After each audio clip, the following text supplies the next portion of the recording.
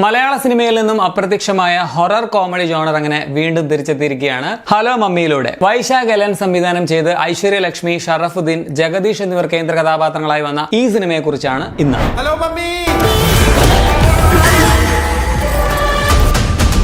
പ്രത്യേകിച്ച് വലിയ ലക്ഷ്യബോധമൊന്നുമില്ലാതെ ജീവിക്കുന്ന ബോണി സ്റ്റെഫിയെ കണ്ടുമുട്ടുന്നു. പക്ഷേ അവൾക്കൊരു രഹസ്യം ഉണ്ടായിരുന്നു. തുടർന്ന് അവരുടെ ലൈഫിൽ ഉണ്ടാകുന്ന സംഭവ വികാസങ്ങളാണ് ഈ സിനിമ പറയുന്നത്. ഒറ്റവാക്കിൽ പറഞ്ഞാൽ എല്ലാം മറന്ന് ലോജിക്കൊക്കെ ഉപേക്ഷിച്ച്, ആക്ച്വലി ഈ ഹൊറർ ഫാന്റസി ഫിലിമിൽ ലോജിക്കിന്റെ ആവശ്യമില്ലല്ലോ, ചുമ്മാ ഇങ്ങനെ ഒരു എന്റർടൈൻമെന്റിന് വേണ്ടി കാണാൻ പറ്റിയ ഒരു ഫൺ മൂവിയാണിത്. ഈ ഫാന്റസി ഹൊറർ കോമഡി ജോണർ മലയാളത്തിൽ ഇപ്പോൾ അപൂർവമാണെന്ന് പറയാം. അതും ഈ ഹൊററും കോമഡിയും എന്ന് പറഞ്ഞാൽ രണ്ടും രണ്ട് എക്സ്റ്റെന്റുകളാണ്. കൃത്യമായിട്ട് ബ്ലെൻഡ് ചെയ്തില്ലെങ്കിൽ അലുവയും മത്തിക്കറിയും പോലെ ഭയങ്കര ബോറായിരിക്കും. പക്ഷേ ഇവിടെ അത് നന്നായിട്ട് സംയോജിച്ചത് നമുക്ക് കാണാൻ പറ്റും. അത് ഈ പടത്തിന്റെ പോസിറ്റീവ് ആണ് കേട്ടോ. ആദ്യത്തെ ഒരു 10-15 മിനിറ്റ് സത്യം പറയാലോ ഭയങ്കര വെറുപ്പിക്കലാണ്. ഷറഫുദ്ദീൻ ഉൾപ്പെടെ എല്ലാവരും വന്ന് കോമഡിക്ക് വേണ്ടി എന്തൊക്കെയോ കാട്ടിക്കൂട്ടും നമുക്ക് കാണാം. പോരാത്തതിന് ദേ അടുത്ത് വരുന്ന കോമഡിയാണേ എന്ന് ഒരു സൈറൺ മുഴക്കുന്നത് പോലെ ജേക്സ് ബിജോയ് കോമഡി BGM ഒക്കെ ഇട്ട് നമ്മളെ ചിരിപ്പിക്കാനായിട്ട് മാക്സിമം ശ്രമിക്കുന്നുണ്ട്. പക്ഷെ ചിരി വരില്ല. എന്നാൽ ഐശ്വര്യ ലക്ഷ്മിയുടെ ക്യാരക്ടർ എൻട്രി ആവുന്നു. അത് കഴിഞ്ഞ് മറ്റൊരു സർപ്രൈസ് ക്യാരക്ടർ വരുന്നുണ്ട്. അത് കഴിഞ്ഞ് ഇതിലെ മെയിൻ സംഭവത്തിലേക്ക് എങ്ങോട്ട് കടക്കുന്നു. പിന്നെ ഉണ്ടാകുന്ന കോമഡിയല്ല നന്നായിട്ട് വർക്കായിട്ടുണ്ട്. സോ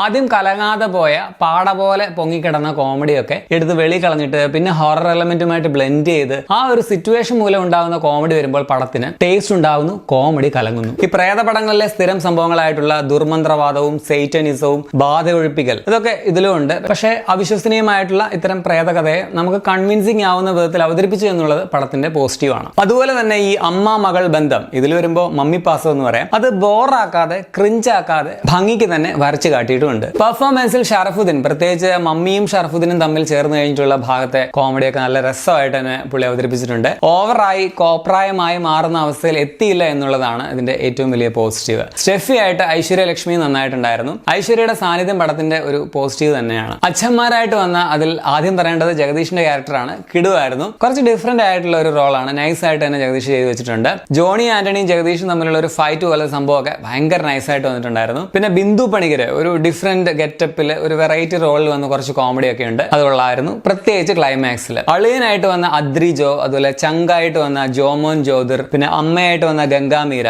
ഇവര് മൂന്നുപേരും തുടക്കത്തിൽ അത്യാവശ്യം നല്ല വെറുപ്പിക്കലായിരുന്നു. കുറച്ച് ഓവർ ആയിരുന്നു പറയാം. പക്ഷെ ഈ കഥ കുറച്ച് ഓവർ ആക്ടിങ് ഡിമാൻഡ് ചെയ്യുന്നുണ്ട്. എങ്കിലും ആവശ്യമുള്ളതിനേക്കാൾ ഒരു കട്ട കൂടുതൽ ഓവറായിട്ടാണ് ഇവർ വന്നതെന്ന് എനിക്ക് തോന്നി. പക്ഷെ കുറച്ച് കഴിയുമ്പോൾ അത് ഓക്കെ ആയിട്ട് മാറുന്നുമുണ്ട്. അജു വർഗീസ്, സണ്ണി ഹിന്ദുജ, ശ്രുതി സുരേഷ് തുടങ്ങിയവരും പടത്തിലുണ്ട്. ഗ്രാഫിക്സിന് പ്രാധാന്യമുള്ള പടമാണ്. ഡീസന്റ് ആയിട്ടുള്ള VFX പടത്തിലുണ്ടായിരുന്നു. അതുപോലെ പ്രവീൺ കുമാറിന്റെ ക്യാമറയും ചമ്മൻ ചാക്കോയുടെ എഡിറ്റിംഗും കൊള്ളാം. ജേക്സ് ബിജോയുടെ മ്യൂസിക്, അതായത് BGM, ഞാൻ ആദ്യം പറഞ്ഞില്ലേ തുടക്കത്തിലെ BGM കുറച്ച് ഓവർ ദ ടോപ്പ് ആണ്. പക്ഷെ മെയിൻ സംഭവത്തിലേക്ക് കടന്നതിന് ശേഷം നമുക്കതൊന്നും ഫീൽ ചെയ്യാത്ത രീതിയിൽ ഓക്കെ ആയിട്ട് മാറുന്നുണ്ട്. നമ്മുടെ ഫാലിമി ഒക്കെ എഴുതിയ സഞ്ജോ ജോസഫിന്റേതാണ് ഈ പടത്തിന്റെ സ്ക്രിപ്റ്റ്. സിനിമയുടെ തുടക്കവും പടത്തിന്റെ എൻഡിങ്ങുമാണ് ഇതിന്റെ നെഗറ്റീവ് ആയിട്ട് എനിക്ക് പറയാനുള്ളത്. തുടക്കത്തിലെ ഒരു 10-15 മിനിറ്റ് വെറുപ്പിച്ചതുപോലെ എൻഡിങ്ങിൽ ഇവർക്ക് ഇത് എങ്ങനെ തീർക്കണം എന്നൊരു കൺഫ്യൂഷൻ ഉള്ളതുപോലെയാണ് എനിക്ക് തോന്നിയത്. ഇപ്പോഴത്തെ ട്രെൻഡിങ് ആയിട്ടുള്ള സെക്കൻഡ് പാർട്ട് കൊണ്ടുവന്നേ പറ്റൂ, അതിനുവേണ്ടി എങ്ങനെയെങ്കിലും തട്ടിക്കൂട്ടിയ ഒരു ക്ലൈമാക്സ് ആയി മാറിയതുപോലെ തോന്നി. പിന്നെ സ്ഥിരം ഇത്തരം കോമഡി ഹൊറർ പടങ്ങളുടെ കുറെ ടെംപ്ലേറ്റ് എലമെന്റ്സ് ഒക്കെ ഈ പടവും ഫോളോ ചെയ്യുന്നുണ്ട്. അതുപോലെ തന്നെ പടം അത്യാവശ്യം നല്ലതുപോലെ പ്രഡിക്റ്റബിൾ ആയിരുന്നു എന്നും പറയാം. ആകമൊത്തം ടോട്ടലിൽ ഒരു വൺ ടൈം വാച്ചബിൾ ആയിട്ടുള്ള ഒരു ഹൊറർ കോമഡി പടമാണിത്. കുട്ടികൾക്കും ഫാമിലി ഓഡിയൻസിനും ഒക്കെ പടം നന്നായിട്ട് ഇഷ്ടപ്പെടുമെന്ന് വിചാരിക്കുന്നു. ചുമ്മാ ഇങ്ങനെ വീക്കെൻഡിൽ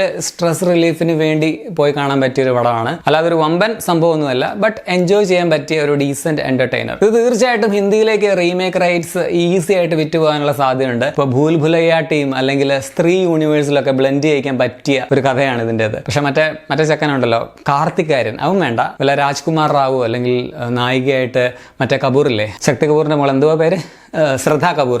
പിന്നെ ബിന്ദു പണിക്കരുടെ റോളിൽ വല്ല ജൂഹി ചൗളയോ ഒക്കെ ആണെങ്കിൽ രസമായിരിക്കും. പിന്നെ നിഴലായി പാട്ടിന് പകരം അവർക്ക് അവിടുത്തെ പ്രേതങ്ങളുടെ ദേശീയ ഗാനമായിട്ടുള്ള മേരെ ഢോൽ നാ സുൻ അത് മിക്സ് ചെയ്ത് അവർക്ക് ഉപയോഗിക്കാൻ പറ്റും. പിന്നെ ഹലോ മമ്മിക്ക് പകരം ഹലോ സ്ത്രീ 3 എന്നോ അല്ലെങ്കിൽ ഹലോ മഞ്ജുലിക എന്നോ ഭൂൽ ഭുലയ്യ 4 എന്നോ ഒക്കെ ആക്കി മാറ്റി എന്തായാലും ബോളിവുഡുകാർ റീമേക്ക് ചെയ്തങ്ങ് സുഖിക്കും.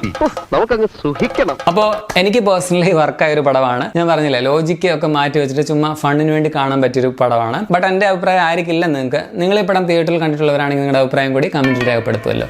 അപ്പോൾ ശരി.